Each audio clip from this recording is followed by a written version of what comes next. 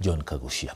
Kwingineko ni kwamba wakazi wa Mtepeni katika kaunti ya Kilifi wamefanya maandamano kulalamikia utata wa ardhi ambao umezuka tena baada ya mahakama kutoa mwelekeo. Wakazi hao walijawa na ghadhabu, walifunga barabara inayoelekea katika ardhi hiyo ya ekari 12 kwa mawe na kuwasha moto. Wanadai mabwenyenye wanaodaiwa umiliki wa ardhi hiyo licha ya kushindwa kesi katika mahakama, na walikamata watu wawili bila ya maelezo ya makosa. Sasa wanataka tume ya ardhi kuingilia kati na kutatua mzozo. Hata watoto wangu wamekuwa wakubwa, wengine wanakona kazi, wengine hawana kazi, lakini kuna watu ambao wanakuja kuna watu ambao wanakuja kusumbua hapa hii eneo hii ya Mtepeni. Sijui kama mimi mama yao mimi nitakaa wapi na watoto wangu. Nyumba zinataka zibomolewe, mimi nitaponaka wapi? Na huyo askari.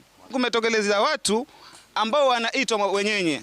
Wamekuja sasa na wanazusha vita na sisi kupigana kwa ajili ya makao yetu.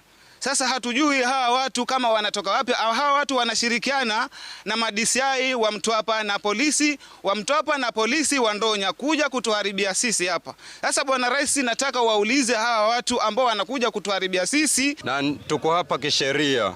Cha kushangaza ni kwamba kuna kuja watu tofauti tofauti, matajiri na askari wa Ndonya, askari wa Bezi, kushikana na madisiai na kutuletea vurugu. Hali ya kuwa tuna kastakabadhi za hii shamba tuliokabidhiwa na serikali. Na nashangaa hadi saa hii Kenya, nashangaa tuelekea wapi? Tutafaa kwanza sisi kama Wakenya ama serikali kwa koti order imetolewa, mtu afaa aheshimu order.